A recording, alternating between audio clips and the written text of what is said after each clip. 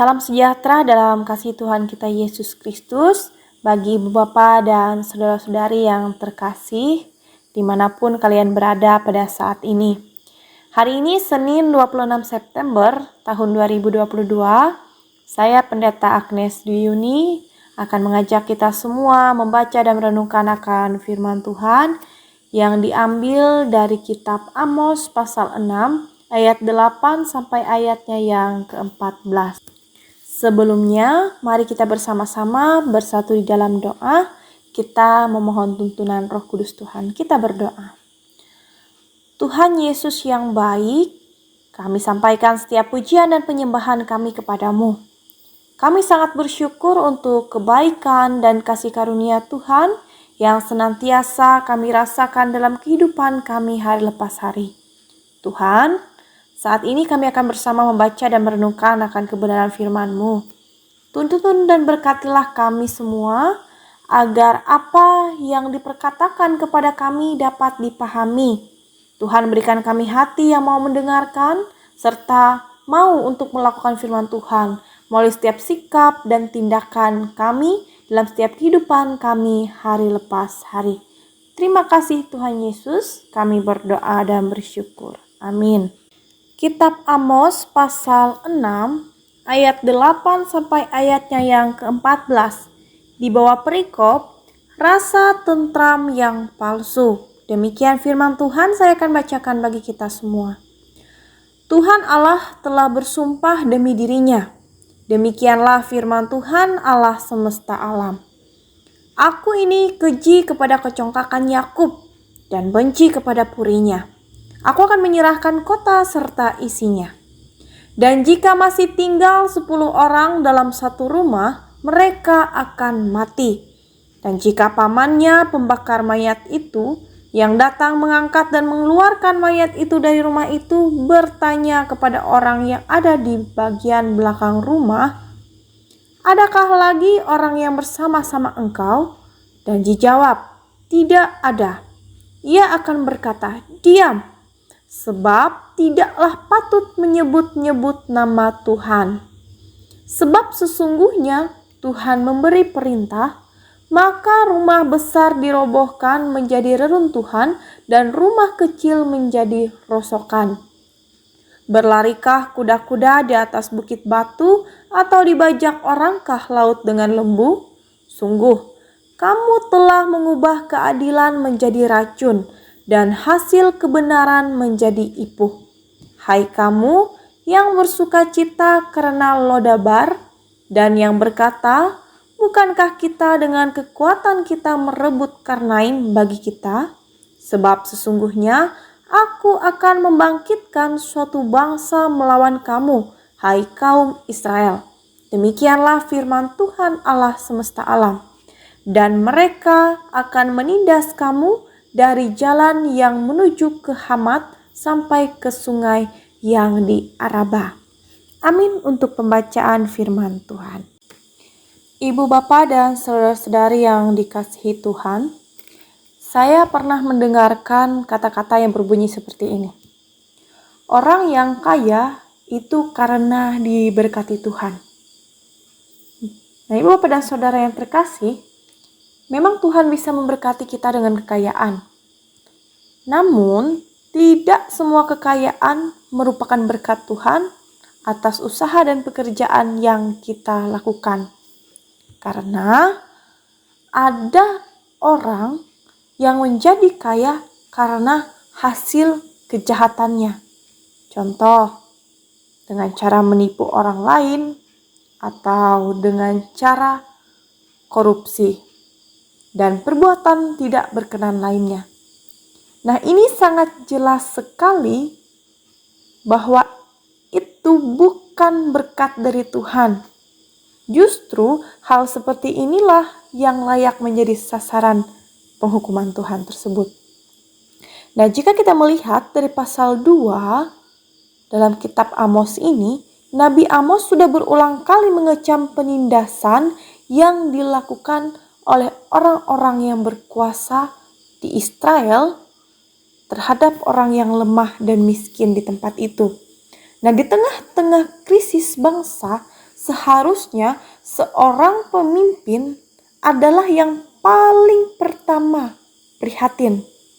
Tetapi justru pada saat itu mereka, para pemimpin di tempat itu, malah larut dalam kehidupan mereka yang sangat nyaman, kehidupan mereka yang sangat gemerlapan dengan kekayaan, dengan setiap kebahagiaan yang mereka miliki.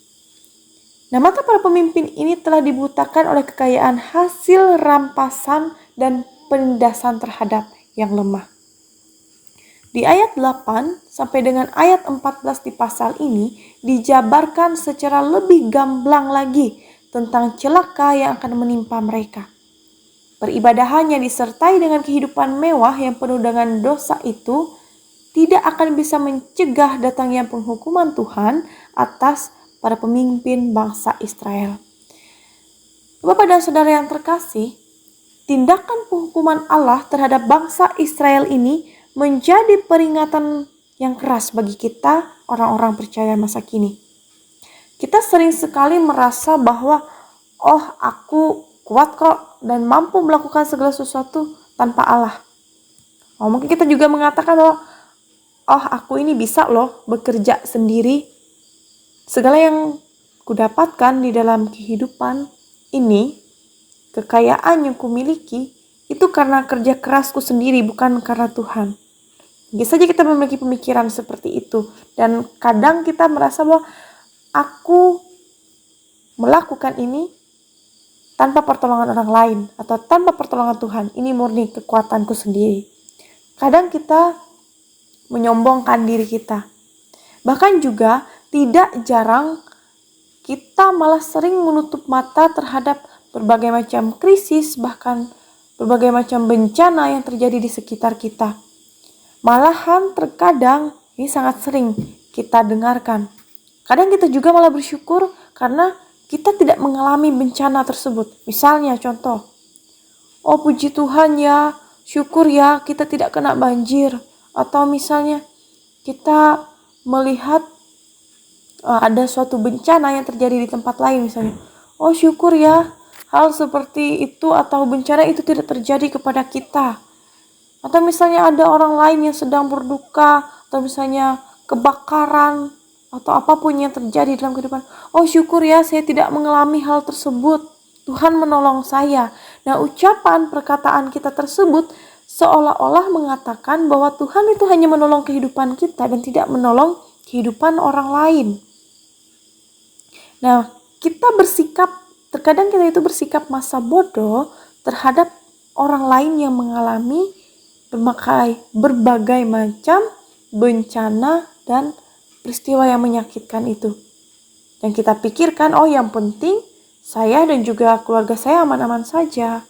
Nah, Bapak dan Saudara yang dikasihi Tuhan, ada dua hal yang ingin saya sampaikan dari nas firman Tuhan pada hari ini. Yang pertama, menjadi orang kaya itu tidak salah. Ketika kekayaan itu kita dapatkan dengan usaha dan kerja keras yang jujur dan juga adil. Itu memang murni berkat Tuhan dalam kehidupan kita.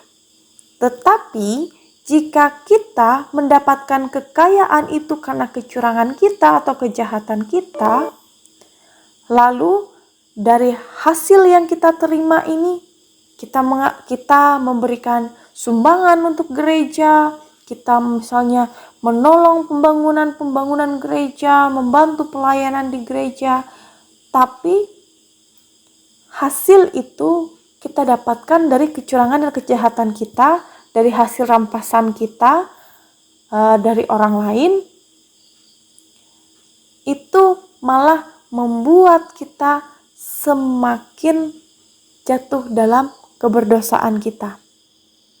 Jangan ibu bapak, saudara-saudari berpikir bahwa Tuhan akan mengampuni kecurangan kita ketika kita mempergunakan hal itu untuk hal yang baik atau untuk keperluan gereja. Jangan salah ya Bapak dan Saudara.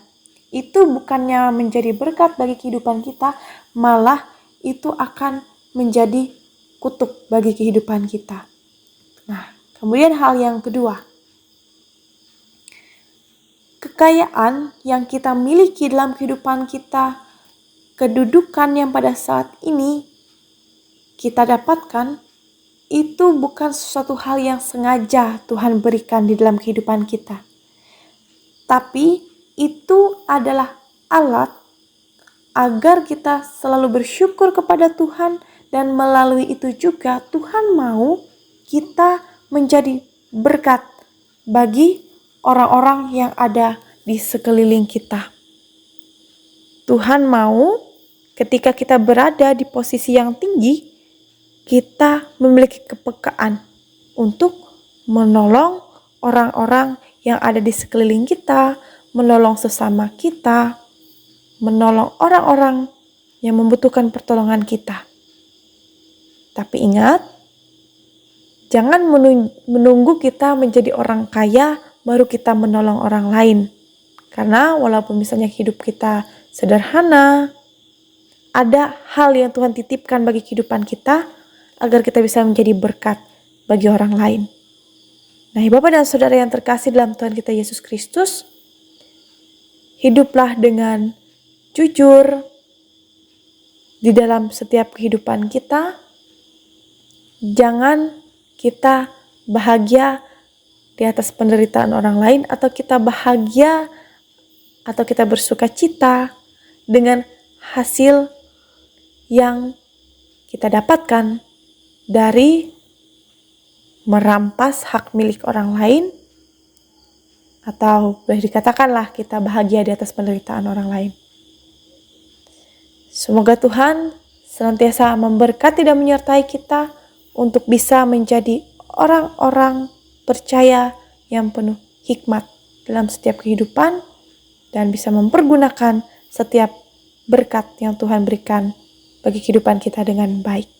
Tuhan Yesus memberkati kita. Amin untuk firman Tuhan. Mari kita bersatu di dalam doa. Kita akan menyampaikan doa syafaat kita. Secara khususnya hari ini kita akan berdoa bagi jemaat GKE Anugerah Dirung Bakung. Mari kita berdoa. Tuhan Yesus yang baik, terima kasih untuk firman Tuhan yang boleh diperdengarkan bagi kami pada hari ini. Biarlah kiranya Tuhan melalui firman Tuhan pada hari ini kami boleh diperingatkan oleh Tuhan bahwa di dalam setiap kehidupan kami harus berlaku jujur dan adil dalam setiap perjuangan kami. Dalam kami menggapai atau mencapai sesuatu hal, impian harapan kami dalam kehidupan kami dapat mencapainya dengan cara yang baik. Dan Tuhan akan memberkati dan menyertai kami, sehingga kami melakukan segala sesuatunya sesuai seturut dengan kehendak Tuhan. Dan pada saat ini ya Tuhan, kami bersama-sama menundukkan kepala kami, melipat tangan kami, dan menyampaikan setiap seru dan doa kami. Secara khususnya bagi jemaat GKE Anugerah Dirung Bakung. Tuhan boleh memberkati dan menyertai setiap masing-masing jemaat Tuhan yang ada di sana. Berkati kehidupan, keluarga, rumah tangga jemaat Tuhan. Biarlah kiranya Tuhan mereka boleh terus menikmati kehidupan mereka dengan baik. Tuhan boleh memberkati setiap usaha dan pekerjaan yang mereka lakukan dalam setiap hidup mereka. Tuhan juga boleh memberkati setiap pasangan suami istri, setiap anak-anak terkasih mereka, setiap impian harapan mereka, keluarga besar mereka. Biarlah Tuhan boleh memberkati dan menyertai, memberikan mereka kesehatan, kekuatan, memberikan limpah berkat dan kasih karunia bagi kehidupan mereka. Dan Tuhan selalu mengingatkan mereka untuk terus bersyukur atas kebaikan dan kasih karunia Tuhan di dalam hidup mereka. Tuhan boleh memberkati setiap anak-anak terkasih mereka yang sudah berkeluarga, yang sedang bekerja, anak-anak terkasih yang masih dalam masa pendidikan, bahkan mereka yang masih dalam masa tumbuh kembang. Dari setiap masing-masing pribadi, lepas pribadi anak terkasih mereka, Tuhan boleh mencukupkan kehidupan mereka. Tuhan boleh memberikan mereka dengan setiap keperluan mereka masing-masing pribadi. Demikian juga Tuhan, Engkau boleh memberkati pendeta, penatua dan diakon yang boleh melayani di jemaat GKI Anugerah di Rumah Bakung. Mereka boleh memberi diri mereka Tuhan untuk boleh Kau pakai dengan luar biasa. Dalam setiap keterbatasan dan kekurangan mereka Tuhan, kami serahkan hidup dan kehidupan mereka, tugas dan tanggung jawab mereka untuk melayani jemaat Tuhan dan juga melayani Tuhan.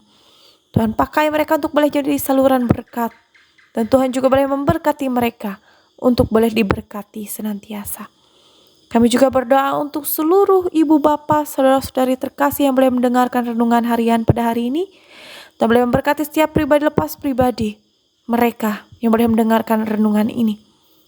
Setiap impian harapan mereka boleh diberkati Tuhan.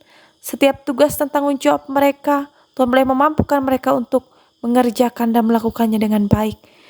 Dan setiap apapun yang saat ini mereka alami dalam hidup mereka, Tuhan boleh menolong, menjaga, dan memelihara mereka semua. Ini hidup dan kehidupan kami, seru dan doa kami ya Tuhan. Kami alaskan hanya di dalam doa yang telah Kau ajarkan kepada murid-murid-Mu pada zaman dahulu kala hingga kami pada saat ini. Bapa kami yang ada di sorga, dikuduskanlah nama-Mu, datanglah kerajaan-Mu, jadilah kehendak-Mu di bumi seperti di sorga. Berikanlah kami pada hari ini makanan kami secukupnya, dan ampunilah kami akan kesalahan kami, seperti kami juga mengampuni orang yang bersalah kepada kami. Dan janganlah bawa kami ke dalam pencobaan, tapi lepaskanlah kami daripada yang jahat. Karena Engkau yang punya kerajaan, kuasa dan kemuliaan sampai selama-lamanya. Amin.